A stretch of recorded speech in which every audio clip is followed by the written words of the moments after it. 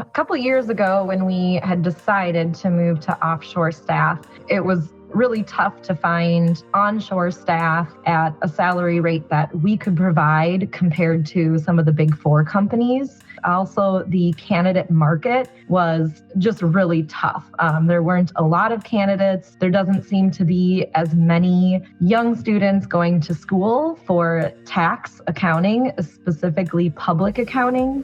So it was really difficult for us to find candidates. We worked with several different recruiters and didn't really find the right fits for our culture and our firm. And so we decided to move to an offshore solution. We started with outsourcing rather than hiring offshore, and that just didn't seem to really fit what we needed. We needed staff that we could help train and develop and learn our internal processes. So we decided to hire offshore instead. Having our own staff is nice because we can really help develop them, I think, is the ultimate reason. Like, we want staff who will stay with us long term.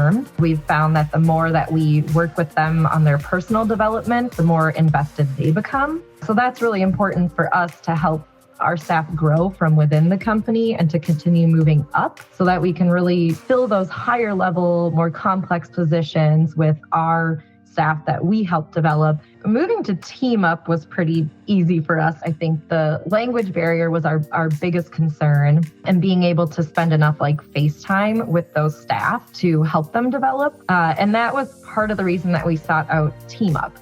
Because we wanted to start hiring staff who could be more client-facing. So we really needed to break that language barrier. And with the Philippines being more English-speaking, that just seemed to be a better fit for some of those client-facing roles that we wanted to fill. We have 3 who are currently working with us. So by the end of the year, we're hoping to have 6 hired. For our accounting positions that we were hiring, they seem very professional, very bright. They learn really quickly, and they're very friendly with our staff. So it was definitely a good fit. For our administrative position, we were really looking for somebody with a lot of customer service experience. And we definitely found that in our candidates. They were very willing and eager to work with clients. And I think that's something that has also been difficult to find onshore, especially with younger generations starting to fill those roles. They're not as interested in having that face-to-face and talking on the phone with clients. So it's good to find people who